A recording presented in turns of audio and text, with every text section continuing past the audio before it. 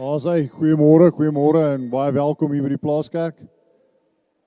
Ek dink as Abraham weer op verlof gaan ons moet bou as hy terugkom. Want ons is lekker vol vandag, so ons is baie bly om julle almal hier te sien. Is 'n lekker gevoel in die kerk en is lekker om julle almal hier te hê. Net gou so vinnig 'n paar afkondigings doen vir die week. Vandag se skrifgedeeltes het ons daar opgesit. Dit is op die groepie wat ek gedeel het. Daar's 'n paar gedeeltes, so asseblief gaan maar daar deur. Dit is 'n nagmaaldiens vanoggend, so na die tyd gaan ons weer daar bo lekker kuier en ietsie saam geniet en saam eet. Mense wat siek is, Pinaar is nog steeds nie heeltemal lekker nie. Hy is nog steeds besig om te herstel by die huis, so asseblief hou hom in julle gedagtes daar dat dit met hom sal goed gaan en beterskap daar sal hê.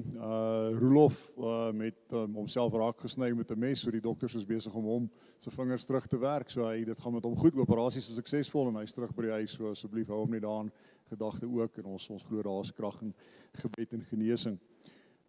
Dan mense wat verjaar, Tannie Mara verjaar vandag.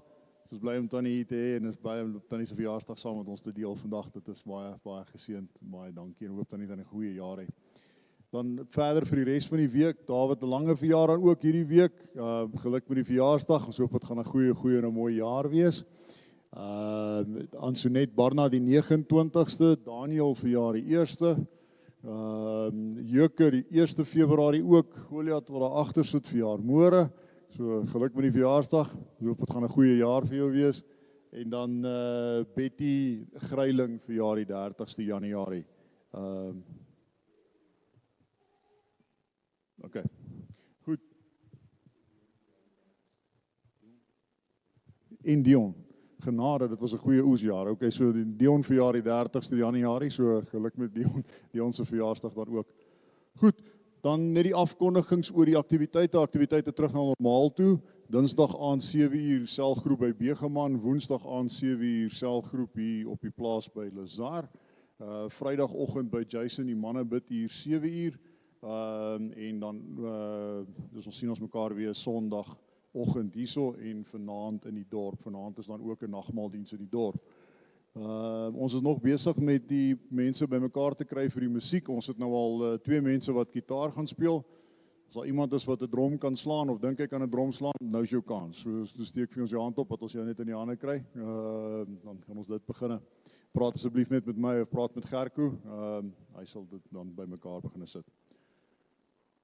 Sunfield, Vrydag wat nou kom, 3uur, die wat belangstel, praat asseblief met Jason. Dit gaan regtig goed en dit is begin nou lekker speletjies speel saam met mense. Dis regtig 'n goeie seëning en jy dink altyd jy gaan soontoe om ander mense te help, maar eintlik is dit nie so nie. Jy gaan soontoe om jouself te help. So gaan 'n bietjie na Sunfield toe en gaan kuier 'n bietjie saam met hulle. Dis regtig 'n groot seëning. Ja, die res van die datums het ek oor gepraat. Ek dink nie daar's enige snaakse goed wat dan verder gaan gebeur nie. Net vra dat ons die oë toe maak en kan begin in 'n gebed. Ons grote God, Hemelse Vader, Papa Vader, baie dankie dat ons hier bymekaar kan kom in U huis, Heer. Dankie dat ons dit kan doen sonder vervolging.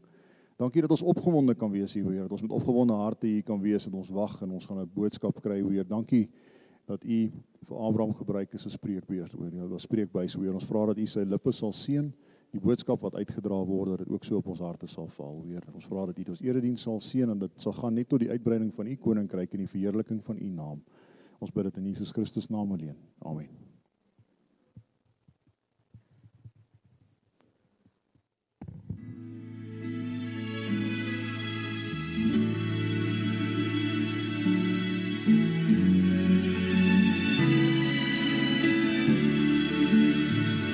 O Heer my God, as ek in eerbied wonder en al U werke elke dag aanskou,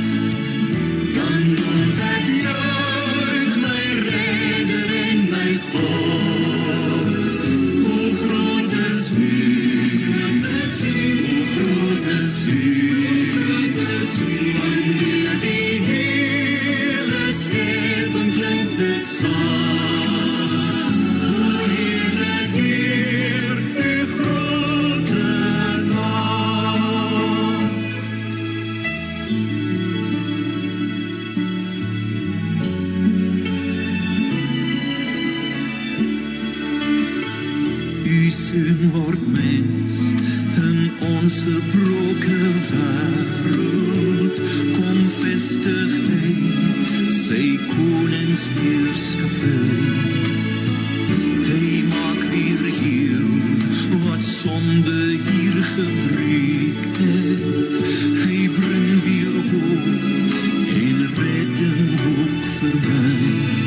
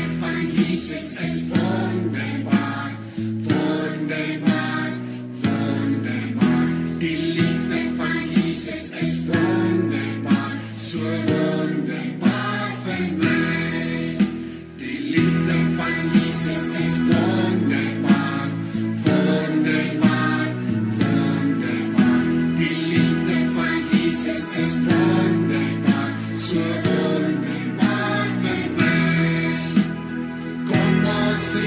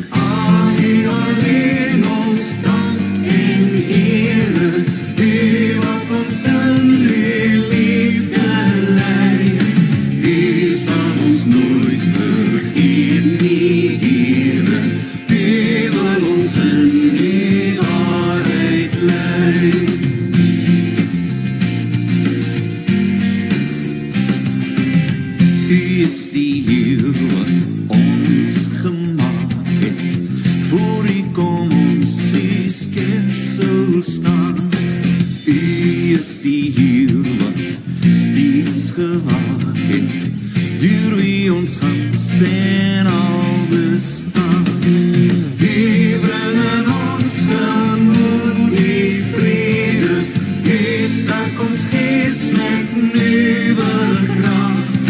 U gee lig oor ons rede, dis U van wie ons heil verwag.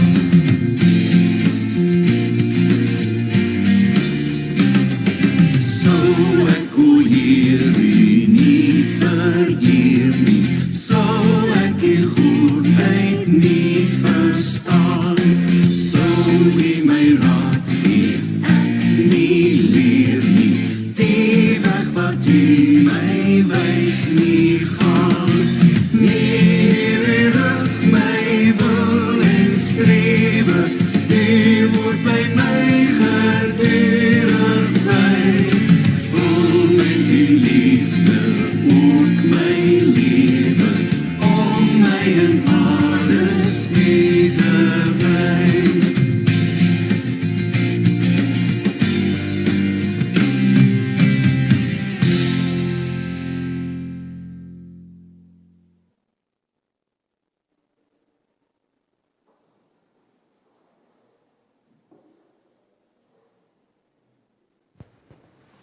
Goeiemôre en wat 'n voorreg om vanmôre so hier te wees waar ons almal so saamkom hier in die huis van die Here. En dis lekker as daar 'n opgewondenheid is as mens sing en mens sing werklik omdat mense in jou lewe besef al hoekom ons vanmôre hier kan sit, al hoekom ons kind van God kan wees, is absoluut genade. Niks wat enigeen van ons kan doen kan dit ooit verdien nie. En ons gaan dit vanmôre weer sien. As die Here 'n boodskap vir elkeen van ons gee om daardie vir ons te wys dat ons besef, waarna luister ek in die lewe? Na die woord van God wat vir my wys ek is uit genade gered, of na allerhande ander stemme, wat dinge wil byvoeg, wat mense maak dat hulle in hulle lewe nooit goed genoeg voel nie, wat mense laat voel ek gaan nooit daar kom nie. Maar as ons werklik luister wat die woord van God vir ons sê, hoe ons lewens geleef kan word in dankbaarheid en vreugde, want ek weet my redding is verseker in Christus, nie in my nie. En wat 'n voorreg is dit nie as ons dit in ons lewe so kan vasmaak en kan glo nie.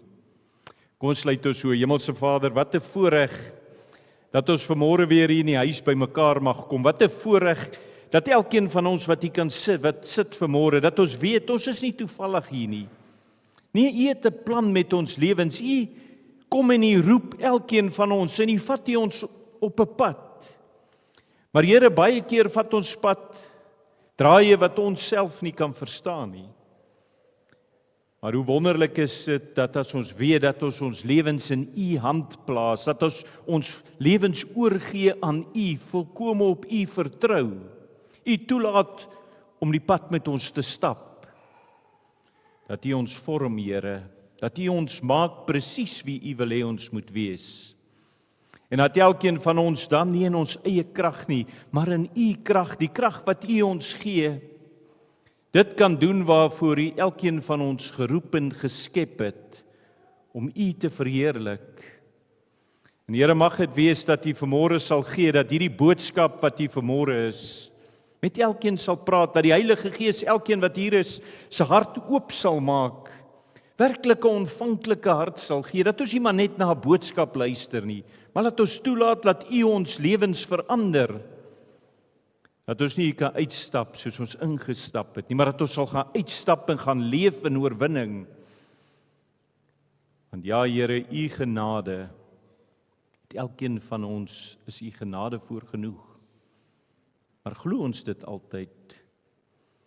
Of leef ons so asof ons dink daar moet nog iets wees? Spreek U vanmôre met elkeen van ons, o Here, en gee dat ons werklik na U woord sal luister. En ek bid dit en vra dit in Jesus naam. Amen.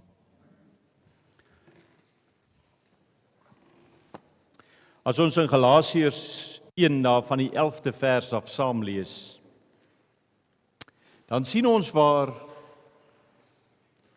ek wil net gou kans gee vir die kinders wat na die sonnaarskool toe wil gaan, en julle kan nou gaan hoor.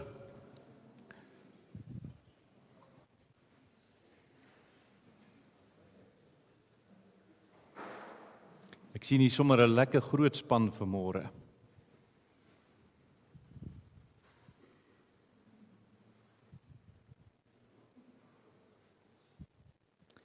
In Galasiërs 1, as ons daar van die 11de vers af lees, dan lees ons hier waar Paulus hierdie woorde spreek en hy sê: "Maar ek maak julle bekend, broeders, dat die evangelie wat deur my verkondig is, nie na die mens is nie.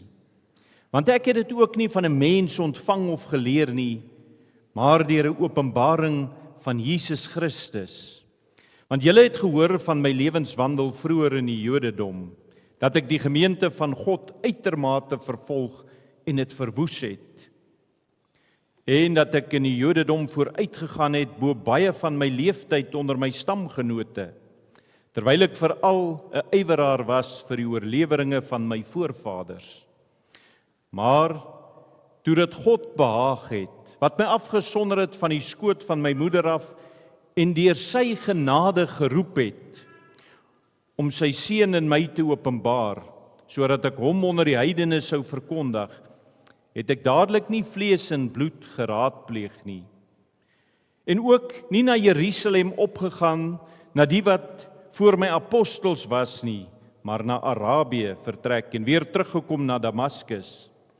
En vervolgens 3 jaar daarna het ek na Jerusalem opgegaan en met Petrus kennis te maak en 15 dae by hom gebly. En ek het niemand anders van die apostels gesien nie, behalwe Jakobus, die broer van die Here. En wat ek julle skryf voor die aangesig van God, ek lieg nie.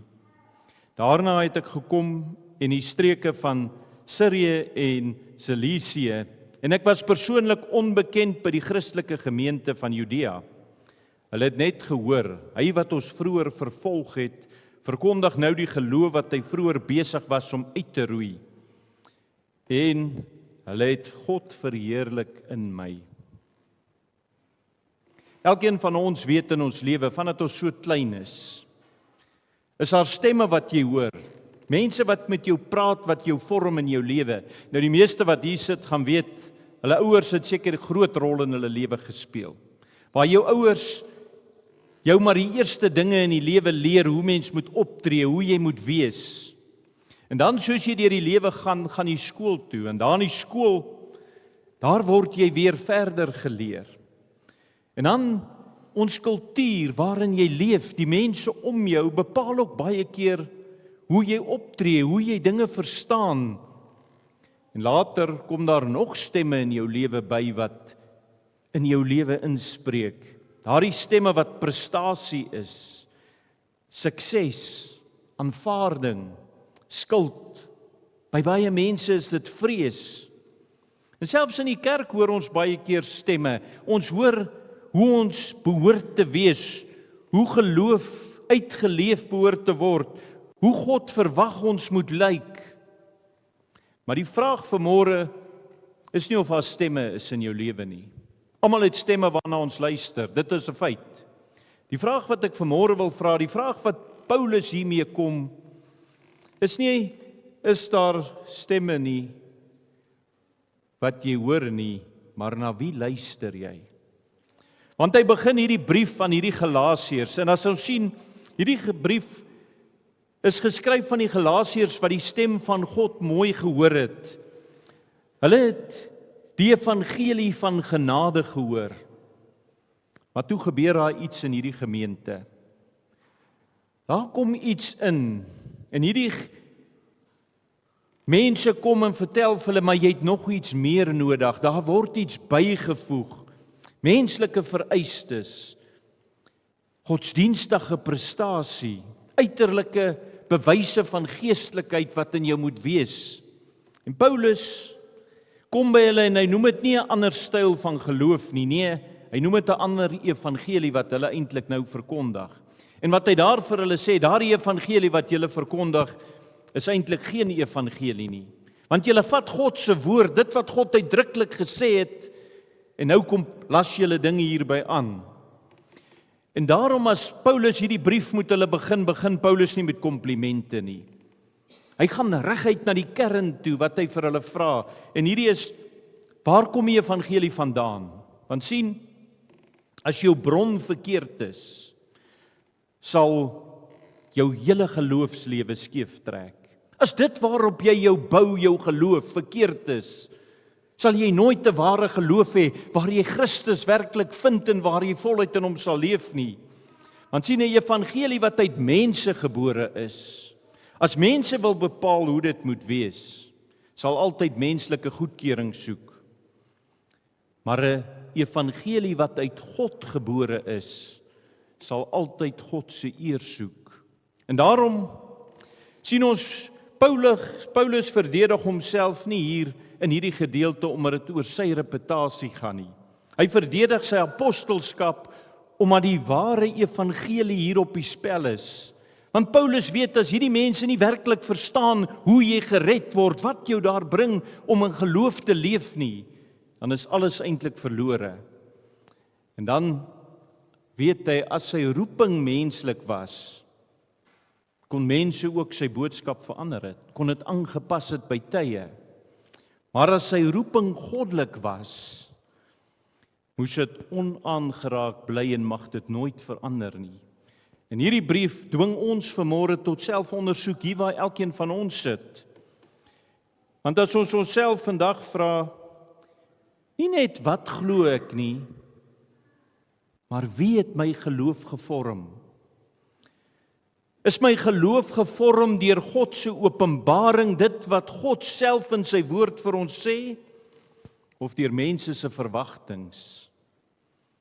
Is my geloof gevorm op genade of op prestasie?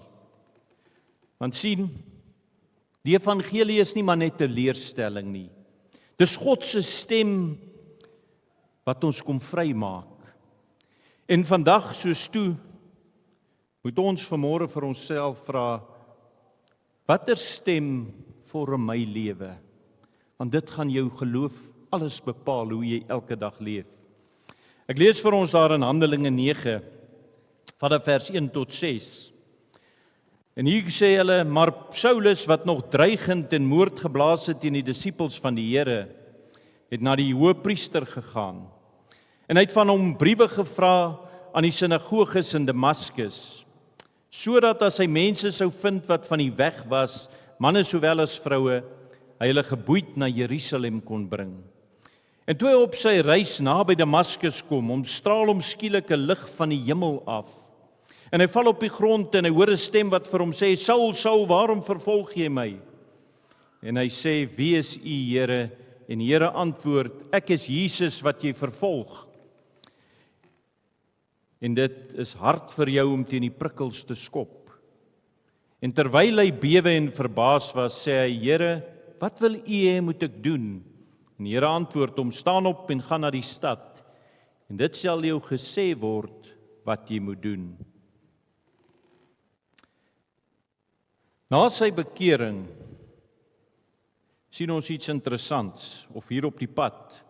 Wanneer Paulus sy verdediging hier begin hy dit nie met 'n teorie nie.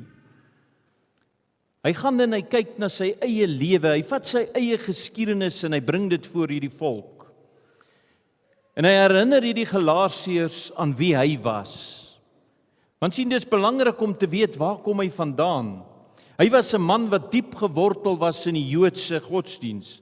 Ywerig het hy dit nagevolg. Hy was wetsgetrou, hy was ernstig.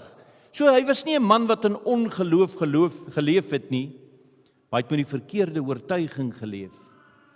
En sy ywer, alles wat hy in hierdie godsdiens ingesit het, het hom niks nader aan God gebring nie. Inteendeel, dit maak hom 'n vervolger van die kerk. En dan sien ons aan Galasiërs 1 vers 13 en 14 dat dit eintlik vir ons sê, Paulus het vooruitgegaan in sy godsdiens, bo baie van sy tydgenote. Maar hierdie geestelike ywer het hom nie verlossing gebring nie. Wat het dit vir hom gebring? Trots, hardheid en 'n geestelike blindheid. En daarom moes Paulus nie net ingelig word nie. En elkeen van ons wat vandag hier sit, jy moet nie net ingelig word wat die regte evangelie is nie. Net soos Paulus het elkeen van ons iets in ons lewe nodig. Paulus moes vir Christus ontmoet. En daardie ontmoeting het plaasgevind op die pad na Damaskus. Dit was nie in 'n tempel nie, dit was nie tydens godsdienste ritueel nie, maar dit was God se genadige ingryping daar op daardie pad in Paulus se lewe. En wat interessant is om daar raak te lees, Paulus het nie op daardie pad vir Christus gaan soek nie. Die teendeel was hy mee besig. Maar wat gebeur? Christus het hom op die Damaskuspad gevind. En dis die kern van genade wat elkeen van ons moet verstaan. God neem die inisiatief. In Damaskus, in elkeen van ons se lewens verteenwoordig daardie plek waar jy jou eie selfvertroue laat sterf en waar jy Christus se heerskappy in jou lewe laat begin. Paulus se hele wêreldbeskouing moes hierna verander. Alles waarop hy staat gemaak het. Hy het so staat gemaak op sy afkoms, op hierdie Joodse geloof wat hy gehad het, sy ywer waarmee hy dit gedoen het, en hy moes dit prys gee.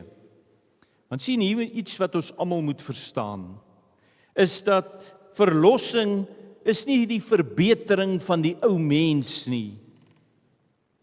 Verlossing is die geboorte van 'n nuwe mens in Jesus Christus. Jy moet 'n nuwe mens word. En elke gelowige moet in sy lewe by Damaskus uitkom. Nie noodwendig gaan jy dieselfde dramatiese gebeurtenisse hê as wat hier met Paulus gebeur nie, maar met dieselfde geestelike waarheid moet dit met jou gebeur. Daar waar jy 'n persoonlike ontmoeting met Jesus Christus as jou Here en jou Verlosser het.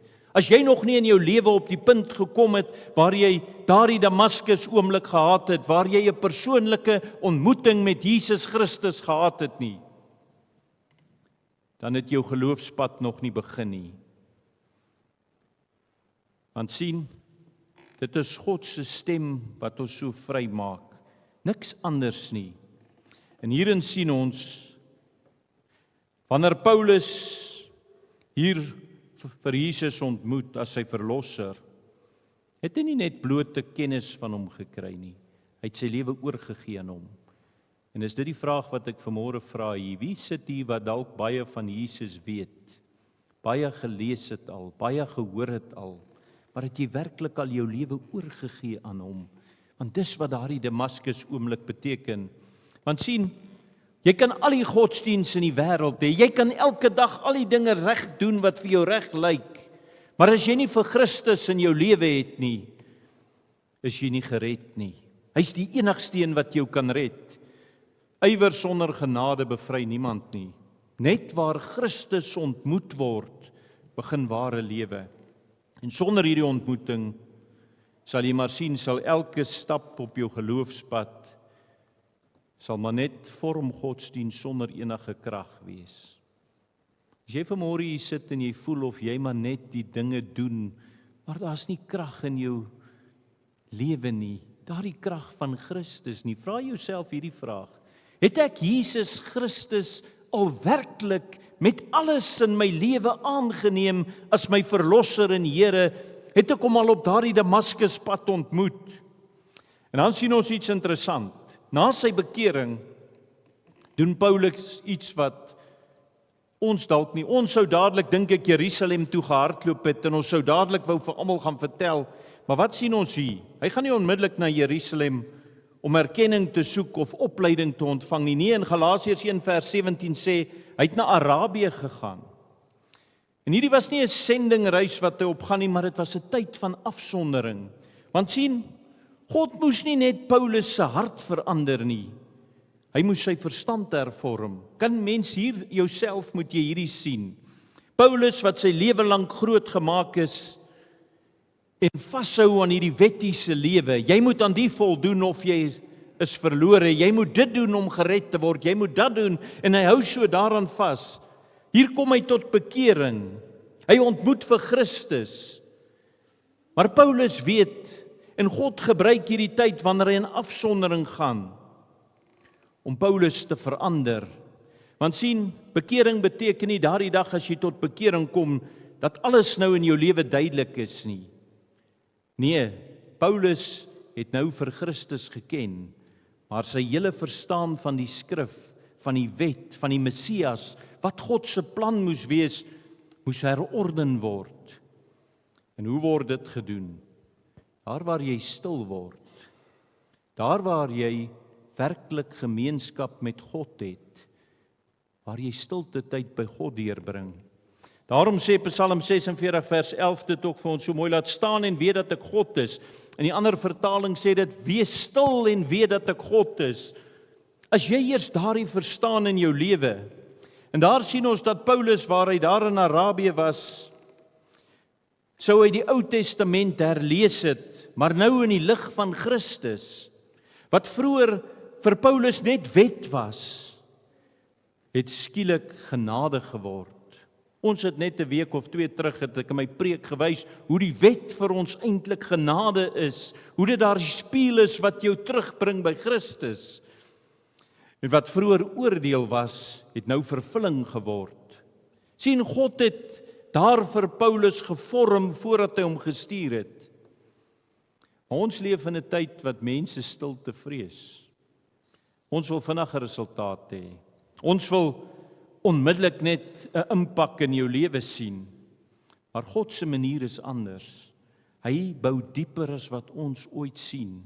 Sonder Arabië sal jou geloof maar oppervlakkig wees. Sonder stilte sal jou roeping in hierdie lewe altyd maar onvolwasse bly.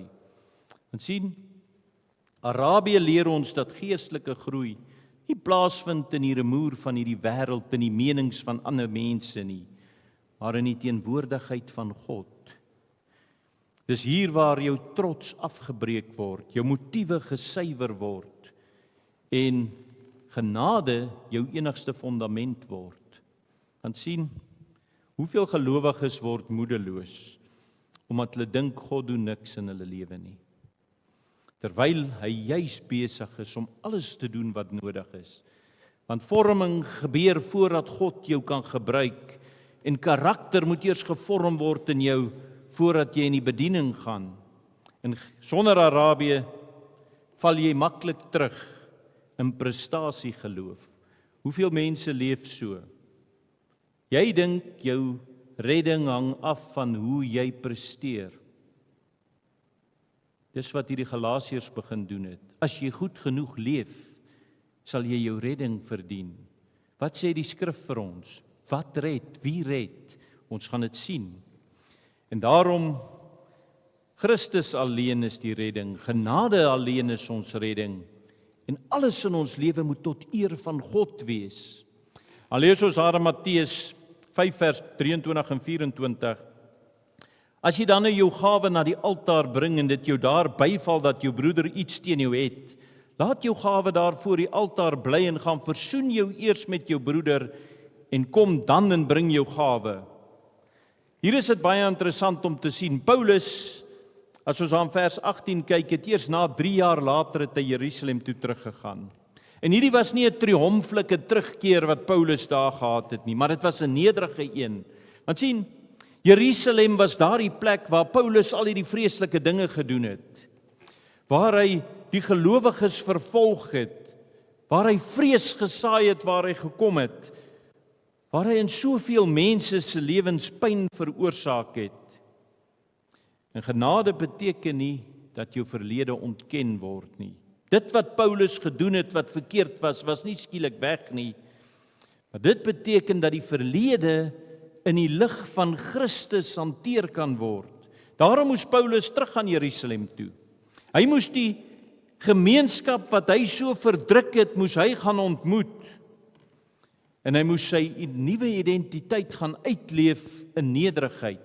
Hier sien ons 'n baie belangrike geestelike beginsel. Ware bekering, as jy werklik tot bekering kom, dan bring dit in jou lewe daai bereidheid om te herstel dit wat moontlik is om te herstel. Paulus kon nie alles wat hy gedoen het ongedaan maak nie, maar hy het nie weggehardloop van sy verantwoordelikhede nie. En dis makliker in ons lewens baie keer om net vorentoe te beweeg, om dit wat agter lê, daar waar jy dalk mense seer gemaak het, daar waar daar mense is wat jy nog nooit vergewe het nie. Dis maklik om dit liewer agter te los. Paulus kon maklik daai als agter hom gelos het. Maar soms roep God ons terug. En God doen dit nie om ons te verneder nie. As daar iemand in jou lewe is wat jy moet vergewe, stuur God jou nie terug om te gaan regmaak om jou te verneder nie. Hy doen dit om jou te genees. Want sien, onverwerkte skuld en daardie onherstelde verhoudings wat daar in jou lewe is, word struikelblokke op jou geloofspad. As jy vanmôre hier sit en as mense in jou lewe wat jy nog nie kon vergewe het nie, dan word dit 'n struikelblok op jou geloofspad. Want Jerusalem leer ons iets van nederigheid. Paulus het nie daar as 'n meerderwaardige apostel teruggekom nie. Nee, hy het nie aangespraak gemaak op enige gesag toe hy terug gaan Jerusalem toe nie. Maar sy lewe het daarvan getuig dat hy werklik nou 'n kind van God was. Want sien, ware geestelike groei in jou lewe kan net plaasvind as daar nie hardheid of trots in jou lewe bly lê nie. In genade maak 'n mens sag. Dit leer ons om my skuld te erken. Erken daar waar jy verkeerd opgetree het. Maar ontvang ook die vergifnis wat Christus vir jou gee as jy berou het. En gaan soek versoening waar dit moontlik is. Want sien, niemand kan verder groei as wat hy bereid is om nederig te wees nie. Jerusalem is vir niemand 'n maklike plek nie. Daar is nie 'n maklike iets om in jou lewe te doen nie, maar is 'n noodsaaklike stap om in jou lewe te doen. En dan sien ons in Efesiërs 2 vers 8 tot 10. Luister mooi na hierdie woorde, want dit is wat dit vasvat hierdie evangelie vir ons. Want uit genade is julle gered deur die geloof en dit nie uit julleself nie. Hierdie is vir baie keer sien mense dit en dan is dit vir hulle moeilik om te glo. Luister mooi wat sê die gedeelte vir jou. Uit genade is jy gered deur jou geloof, omdat jy dit glo, dat God se genade vir jou genoeg is.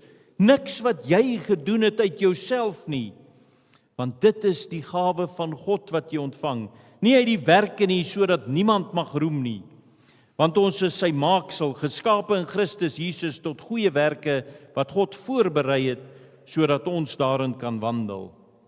En hier sien ons, eers na Damaskus, en toe in Arabië en toe in Jerusalem, kom Paulus in Sirië en Cilicia aan. En hierdie was sy groot arbeidsvelde waar hy moes gaan werk, waar hy onder die heidene die evangelie moet gaan verkondig. Dis waarvoor God hom geroep het.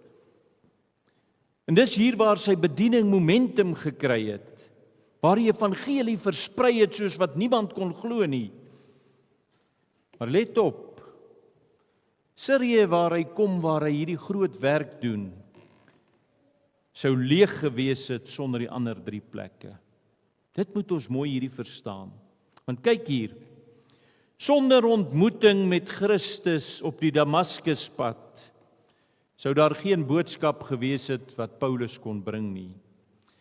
Sonder vorming daar in Arabië, sou daar geen diepte in Paulus se geloof gewees het nie, as hy nie tyd gehad het waar hy stil geword het voor God en werklik sy hele wese laat verander het nie, sou hy so maklik kon terugval maar weer in die verkeerde leer. En sonder herstel, as Paulus nie teruggegaan het en daardie verhouding gaan herstel het met die mense wat hy so verniel het nie, sou daar geen geloofwaardigheid in sy bediening gewees het nie. En daarom is God se doel met genade altyd diens. Hy maak mense vry soos wat hy Paulus vry gemaak het, sodat hulle hom kan dien. Nie om hulle self te bewys nie, maar om hom te verheerlik. En Paulus se bediening was nie selfgerig nie. Gaan kyk na Paulus se bediening van die daar af dwarsdeur, was altyd God gerig. Dit het gegaan oor God, oor die eer van God. Baie mense verlang na diens, maar hulle wil nie die voorbereiding deurgaan nie. Hulle wil 'n impak in die lewe maak, maar hulle wil nie toelaat dat God hulle karakter verander nie. Hulle wil 'n roeping hê, maar hulle wil nie gehoorsaam wees nie. Maar God se orde kan nie omgekeer word nie. Wie hom wil dien, moet eers deur hom gevorm word. En in Sirië word dit duidelik. Dit gaan nie oor Paulus nie. Die gemeente sê nie, kyk hoe groot is Paulus nie. Hoor wat sê daardie gemeente, hulle het God verheerlik. En dis die hoogste doel van elkeen van ons se geloofslewe. Dis waaroor jou lewe moet gaan. Nie oor jou nie, maar om God te verheerlik. En daarom is die vraag nie vanmôre of God jou wil gebruik nie. Hy wil en hy doen. Die vraag is jy bereid om die hele pad te loop? Want net daar, net op God se manier, word diens 'n vreugde en nie 'n las nie. Hoeveel mense het al gekom en hulle wil graag die Here dien. Maar so vinnig voel dit vir hulle asof dit een groot las op hulle is. Dis moeilik om Sondag kerk toe te kom. Ek kom nie maklik uit die bed uit nie, ek's nie opgewonde om kerk toe te kom nie, want dis 'n plig vir my. As ek in die aand Bybel moet lees, is dit 'n plig. Ek doen dit maar net omdat ek weet dis wat 'n Christen moet doen. Wie het al so gevoel? En dan moet jy jouself dalk hierdie vraag vra: het ek al daar gekom dat ek die hele pad geloop het? Dat ek verstaan ek is uit genade gered, uit niks anders nie, en my doel in hierdie lewe is om God te eer. En as ek so begin leef waar ek God eer, dan word dit skielik nie meer vir my 'n las nie. Ek leef in hierdie genade, ek leef in die ligtheid, ek hoef nie myself die hele dag te bewys nie, ek is reeds gered deur Christus. Besef ons dit. Dis wat die woord van God vir jou vanmôre sê. Jy hoef nie jouself oor en oor te bewys nie. Jesus Christus het aan die kruis alles gedoen vir jou redding. Hy vra vir jou een ding, kom en gee jou lewe oor. Kom gee jou oor aan my. Dis wat hy vanmôre vir ons vra, en dan sien jy wat verander in jou lewe. Skielik is dit nie 'n plig om die Here te dien nie, dis 'n vreugde.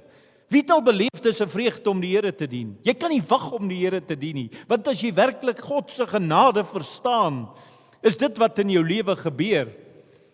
En hulle het God verheerlik, sien ons op die einde. Dis die woorde waarmee Galasiërs 1 eindig.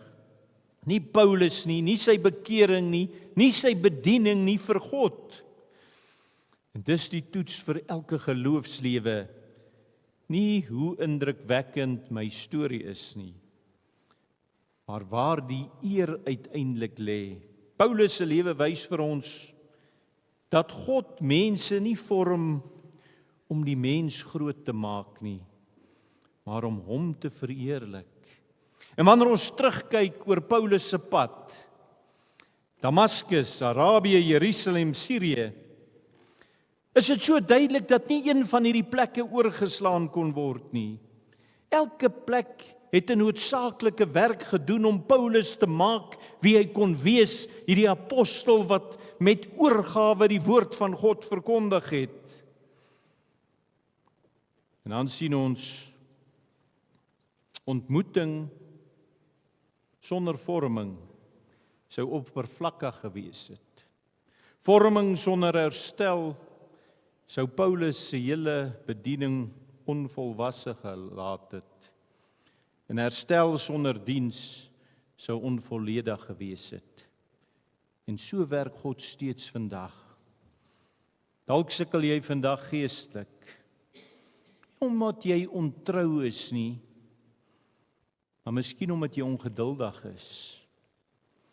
Jy wil so graag in Sirië wees, maar God werk nog met jou in Arabië. Jy wil diensbaar wees, maar miskien roep God jou vanmôre eers terug na Jerusalem toe, om daar iets in jou lewe is wat jy nog moet gaan regmaak. Iemand wat jy nog moet gaan vergewe. Iemand wat nog haar struikelblok op jou geloofspad is. Of dalk is dit die grootste een. Dalk sit jy vanmôre hier en jy moet eerlik erken, jy het nog nooit werklik by Damaskus stilgehou nie. Jy het nog nooit jou eie pogings laat vaar om jou eie redding te bewerkstellig nie. Jy het nog nooit jou hele lewe aan Christus toevertrou nie. Want die evangelie vra nie vir ons om beter te probeer nie. Die evangelie vra van jou, jy moet oorgee. Dit vra nie prestasie van jou nie. Dit vra vanmôre van jou geloof. Dit vra nie van jou selfvertroue om in jouself te dink ek is daar nie. Dit vra van jou afhanklikheid van God. In Galasiërs herinner elkeen van ons vanmôre opnuut. Genade is nie hoe jy begin nie. Genade is nie net daar waar God jou red nie. Genade is hoe jy leef. Want net as jy werklik begin om in God se genade te leef elke dag, sien dan is dit wanneer ons vergeet. Want wat gebeur as jy vergeet om in genade te leef? Dan begin jy maar weer meet. Jy begin weer vergelyk. Jy begin weer wonder, doen ek genoeg? Maar wanneer jy onthou jy's uit genade gered, Christus het alles gedoen, dan is jy vry. En dan begin jy so leef. God is nie haastig nie, maar God is doelgerig. En hy is getrou om die werk wat hy begin het te voltooi. Ons lees aan in Filippense 1 vers 6. Omdat ek juis hierop vertrou dat hy wat 'n goeie werk in jou begin het, dit sal volëindig tot op die dag van Jesus Christus. Die vraag is nie vanmôre of God met jou besig is nie. Hy is, anders het jy nie vanmôre hier gesit nie. Die vraag is of jy bereid is om hom toe te laat om jou om elke plek op hierdie pad jou te vorm, jou te verander, dat hy jou kan gebruik. Want mag dit so wees dat elkeen van ons so in genade sal leef, dat ons een ding sal besef: as ek werklik glo ek is uit genade gered, ek is klaar gered, Christus het gedoen wat nodig is, en ek in daardie genade en gehoorsaamheid begin leef, want dit is 'n heel ander ding as om te dink ek moet dit verdien, dan sal ons op die punt kom, soos in hierdie gedeelte waar dit eindig, dan sal daar van elkeen van ons se lewens gesê kan word ook soos dit hier eindig. Hulle het God verheerlik met hulle lewens, want hulle het verstaan waaroor dit gaan. As jy vanmôre hier sit, verstaan jy God se genade? Sy genade is vir jou genoeg. En as jy dit glo met jou hele hart en jou lewe volkome aan hom oorgee, is alles gedoen vir jou redding. En dan is daar nie 'n manier dat jy anders sal kan leef as om God te gehoorsaam nie. Maar as jy bly leef en dink, ek moet dit doen, is ek goed genoeg? Sal ek daar kan kom? Gaan jy nooit, dan bly dit oor jou gaan, en jy kom nooit by die verheerliking van God nie. Mag dit wees dat elkeen van ons vanmôre werklik sal toelaat dat die Heilige Gees so in ons werk. Dat ons God se genade in ons lewe sal verstaan, dat ons dit sal vat, en dat ons in genade sal begin leef. Hemelse Vader, wat 'n voorreg om te mag weet, U genade is vir ons genoeg.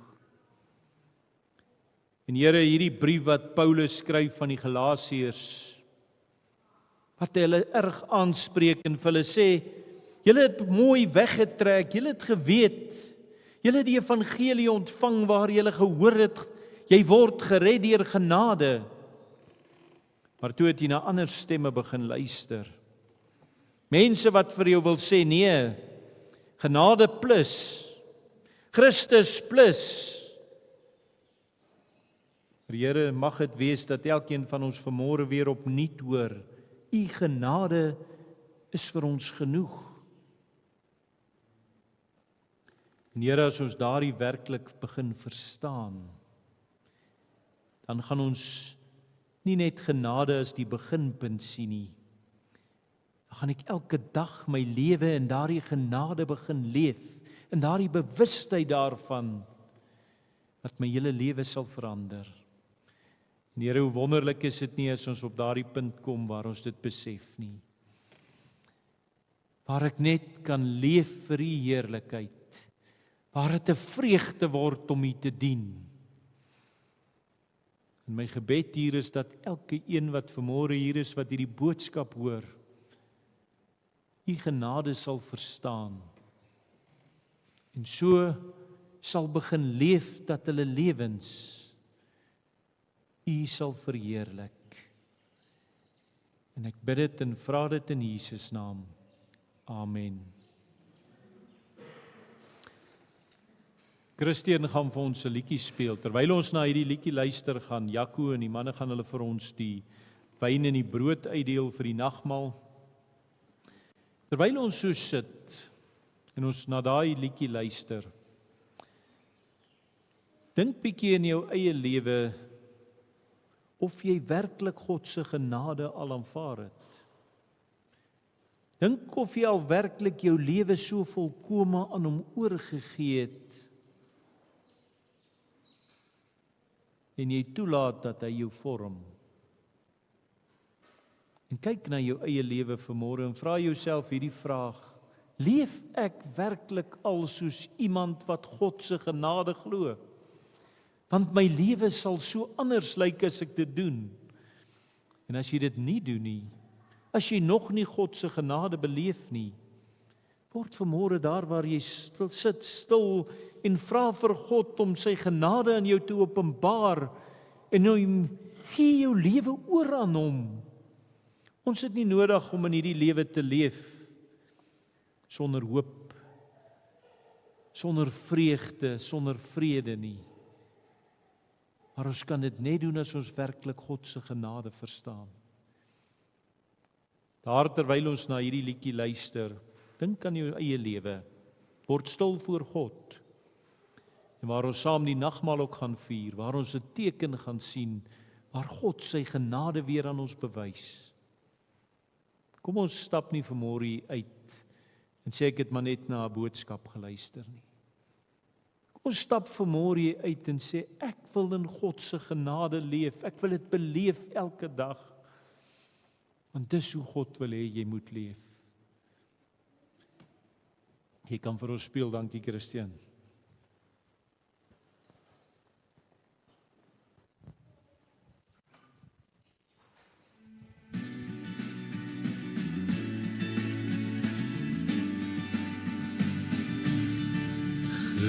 Genade onbeskryflik groot het U aan my bewys, verlore seun, 'n wegloopkind, weer die Vaderhuis.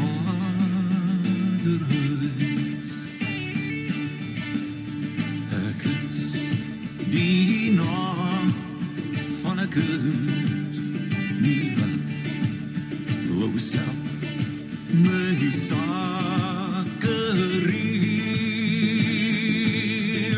my liefde, my kanse, tyd en gat is nutteloos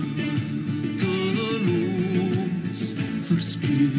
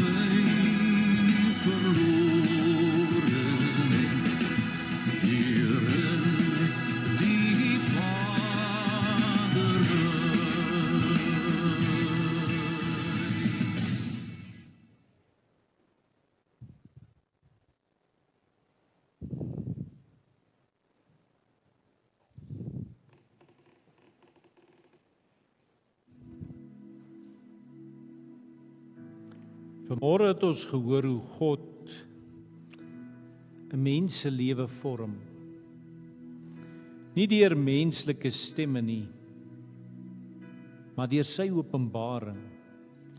En soos Paulus self getuig het hier in vers 11 en 12 wat ons gelees het, die evangelie wat ek verkondig het, is nie volgens die mens nie, maar deur die openbaring van Jesus Christus. En nou bring God vanmôre hierdie selfe evangelie nie net na ons verstand nie, maar na ons hande, na ons harte. Want God weet hoe maklik vergeet ons. En daarom het hy vir ons tekens gegee wat ons weer sal vasmaak, wat ons sal onthou van sy genade. Want sien, die nagmaal is nie 'n nuwe boodskap nie. Dis dieselfde evangelie wat tasbaar is. En dan vanmôre, elkeen van ons wat na hierdie tafel toe kom, kom nie omdat ons reg is voor God nie. Maar ons kom vanmôre na die tafel toe omdat Christus regverdig is.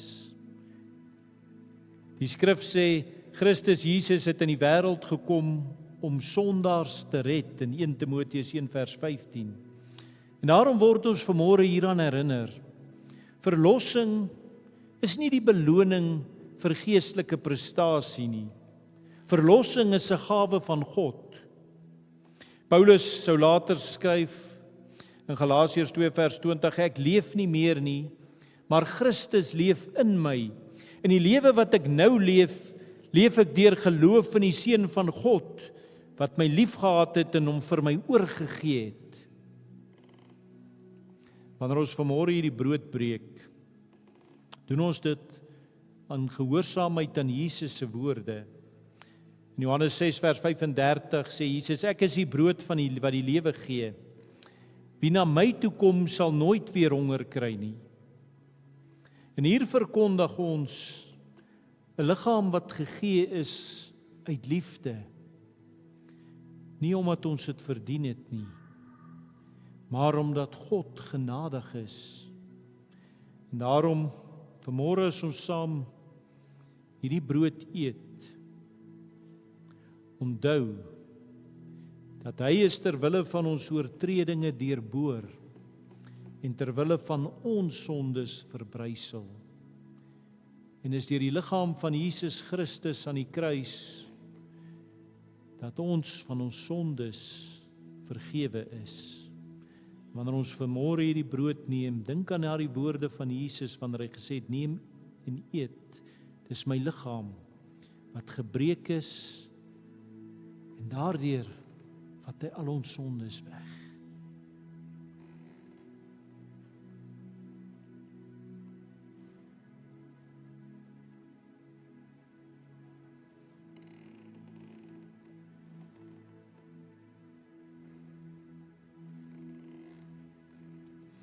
Wanneer ons saam uit hierdie kelkie gaan drink, getuig ons van God se vergifnis en sy nuwe lewe. Die skrif sê, en hom het ons die verlossing deur sy bloed, die vergewing van ons oortredinge, volgens die rykdom van sy genade, Efesiërs 1 vers 7. En hier word bevestig wat God beloof het. Ek sal my wet in hulle binneste gee, en dit op hulle harte skryf. Ek sal hulle ongeregtigheid vergewe en aan hulle sonde nie meer dink nie. Daar in Jeremia 31 vers 33 en 34. Daarom neem vanmôre en drink en leef uit hierdie belofte. Jy behoort aan Christus. En die bloed wat gevloei het, sy bloed aan die kruis, het gebeur vir die vergewing van al jou sondes.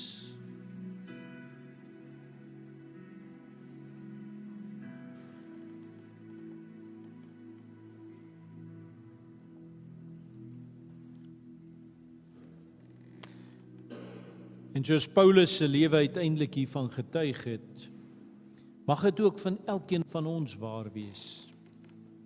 Dat as ons lees daar in 1 Korintiërs 10 vers 31, of julle eet of drink of enigiets anders doen, doen alles tot eer van God. En daarom sien ons vanmôre nie ons nie, maar God. Nie prestasie nie, maar genade. Nie ons stemme nie, maar sy stem. Mag dit wees dat elkeen van ons hierdie week sal uitgaan. En dat ons werklik sal gaan leef soos mense wat weet wat dit beteken om God se genade te ontvang het. Dat dit nie maar net sal wees dat ek dit al gehoor het nie. Dat ek dit myne sal maak. Dat ek sal seker maak ek het my Damaskus oomblik gehad waar ek werklik vir Jesus Christus aangeneem het. Daar waar hy my geroep het dat ek sê, hier's ek Here, want hy roep ons. Maar hy vra dat elkeen hom sal aanneem. En dat ek hom nie net sal aanneem nie, dat ek net soos Paulus hier op elke pad wat hy my moet vat sal gaan, om my te vorm, sodat my lewe op die einde daarvan sal kan getuig, dat my lewe God verheerlik. Want dis hoe elkeen van ons moet leef. En mag dit so wees, dat die genade van God 'n werklikheid in elkeen se lewe sal word. Dat ons dit elke dag so sal beleef. Want dan word die lewe 'n vreugde wat 'n mens nie kan verstaan nie. Hemelse Vader, dankie dat ons kon stil word vanmôre en dankie dat ons weer die nagmaal kon vier, Here. Dankie dat ons opnuut vanmôre weer kan weet. Dis uit genade dat ons gered is. Niks wat ons gedoen het wat dit ooit kon verdien nie. Maar in die groot liefde en die genade het U gekom en U seun gegee, wat aan die kruis gesterf het vir elkeen van ons. En U sê, kom, neem my aan, en begin leef in my genade. Jy het reeds die oorwinning ontvang. Leef soos iemand wat dit glo. Hoe wonderlik is dit nie, Here, dat ons vanmôre kan getuig, daardie vreugde en vrede, hoe wonderlik dit in mens se lewe word, as mens die dag besef, alles is genade. God het dit reeds vir my gegee. Dankie, Here, dat ons so kan gaan leef in U krag, dat ons, en mag dit wees dat elkeen van ons vanmôre net soos Paulus sal sê, ek leef nie meer nie, maar Christus leef in my, en dat hy deur my leef, en dat ek daarom 'n lewe kan leef in U krag, wat God sal verheerlik. Mag dit in elkeen hier vanmôre waar word van ons lewens. En ek bid dit en vra dit in Jesus naam. Amen.